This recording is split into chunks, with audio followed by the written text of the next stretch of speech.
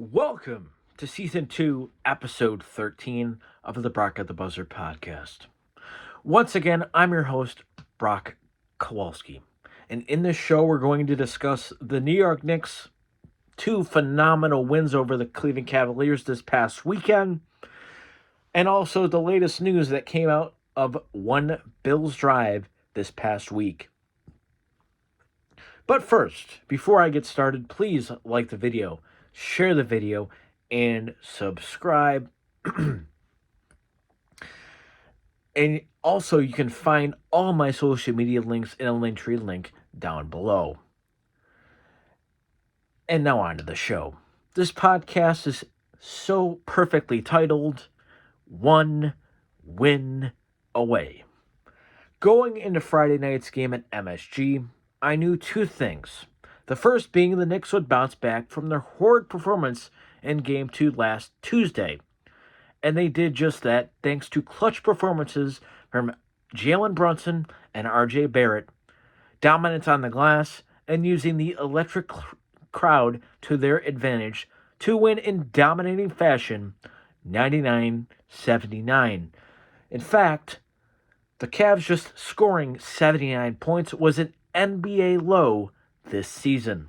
But honestly, what I saw Sunday is something I didn't expect.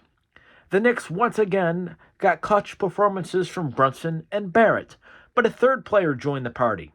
His name is Josh Hart, starting his second game since being acquired by the Knicks in place of the injured Quentin Grimes.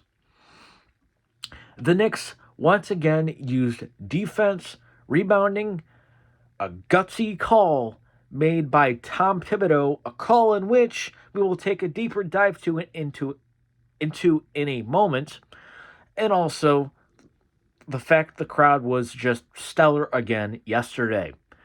That helped the Knicks secure yet another win, 102-93, giving the New York Knicks a commanding 3-1 series lead, going back to Cleveland on Wednesday night. First, the stats for the victorious New York Knicks. Jalen Brunson led all scorers with 29 points and 6 assists. R.J. Barrett scored 26 points and having 2 rebounds to his name. Josh Hart had a very, very effective game on both ends. More on that in just a second. He had 19 points and 7 rebounds. And Mitchell Robinson had 12 points and 11 rebounds. For the Cleveland Cavaliers, Darius Garland led the way with a double-double, having 23 points and 10 assists. Karis LeVert, who has been solid for them the last 2 games, had 14 points and 9 rebounds. Jared Allen had 14 points, but just 4 rebounds. Evan Mobley, who fouled out in this game, had 12 points and 7 rebounds. And Donovan Mitchell had a very, very quiet day with 11 points and 7 rebounds.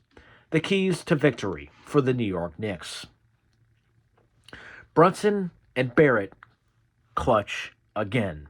In the first half, the Knicks had a commanding edge in all areas of the game, leading 54-45 at halftime. Then, to start the third, Darius Garland put on a show. I mean a show, with his moves to the basket, his jump shooting, his passing, and so on and so forth for the majority of the quarter. So much so, giving the Cavs as big as a 3-point lead. Then the Knicks were led by Brunson and Barrett to ultimately take a 2-point lead entering the fourth quarter, 73-71.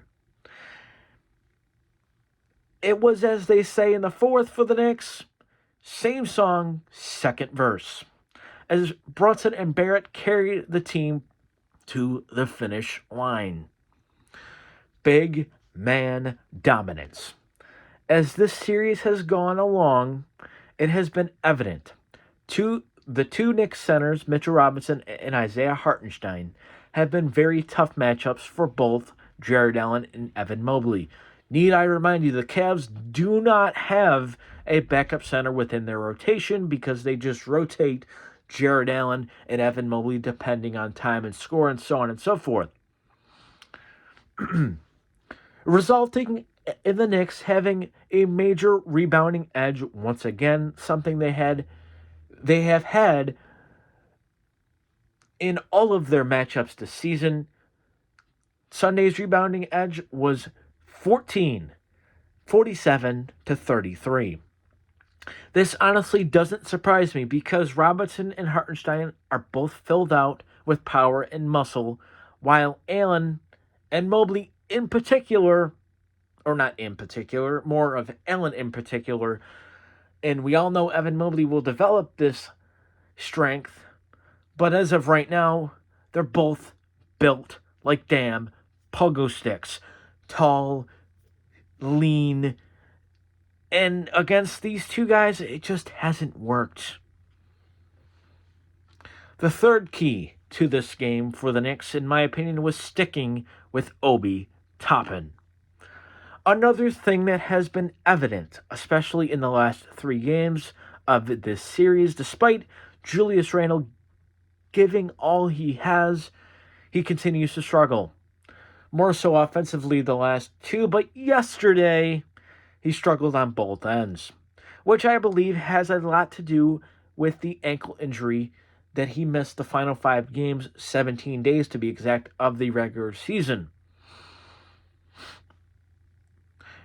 But I'm giving Randle his flowers here. He keeps playing through it. Despite struggling, he's still being a good teammate, still, doing his best effort on both ends. But yesterday, it just didn't work. So much so, Randle did not touch the floor in the final 12 minutes. The role was given to Obi Toppin, who has honestly been solid all series. And yesterday, he did not disappoint, having 5 points, 7 rebounds, and having the highest plus-minus of any New York Knick at plus 11. And the final key, and if not the biggest key to this win for the Knicks, was taking Mitchell out. The biggest key to this win for the Knicks, though, was rearing Donovan Mitchell completely ineffective, thanks to swarming double teams and great individual defense by Josh Hart, R.J. Barrett, and even Miles Deuce McBride. Even in limited minutes, I have to shout him out. Deuce McBride was phenomenal, hit a big 3 in the closing moments of the second quarter. And when he came in, it didn't matter who he was on. He was on Mitchell or Garland every single possession that he played, and he just shut them down. And honestly, Knicks fans, can we expect anything else from this kid? I don't. But back to Mitchell. Mitchell was so bad on Sunday, he shot just 5 for 18, which is just a disgusting 27.7% shooting, and just 1 for 8 in the second half. This enabled the Knicks to pull away late and ultimately secure the win. With that said, I fully expect Donovan Mitchell to bounce back here on Wednesday, but do I really expect, anyone else to follow other than Darius Garland? The way the series is going, do I expect to see another Karis LeVert outburst like in Game 2? No. Do I expect Evan Mobley and Jared Allen to dominate like they did in Game 2? No. I don't think so. I think Game 5 will be a very tight game. I can't even call it right now. I think the Knicks are playing so well. They just have to continue to do what they're doing and also limit the turnovers offensively and continue the ball movement that we saw, especially late in that fourth quarter. And maybe the Knicks just have a shot at beating this team in 5 games. With that said, the more likely opportunity for the Knicks is closing this team out in 6 because the Cavs just look like a deer in headlights this weekend at MSG. But I would love to see the Knicks close it out in 5 games, of course, because it gives the Knicks time off to rest Quentin Grimes, who was on the mend with a shoulder contusion in which he suffered in Friday night's game. It also gives Julius Randle to continue recovering that ankle. It gives Josh Hart time to recover his ankle, and so on and so forth. So if the Knicks could win in 5 games, I think even if it's the Bucks or the Heat, the Knicks will have a slight edge in Game 1 because of their time off. But on to the Buffalo Bills now. News coming out of one Bills drive.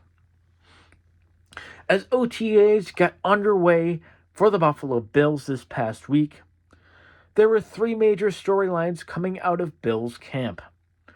One revolving around beloved safety Damar Hamlin, a contract extension for kicker Tyler Bass, and Brandon Beane discussing this upcoming Thursday's NFL Draft. Hamlin's return.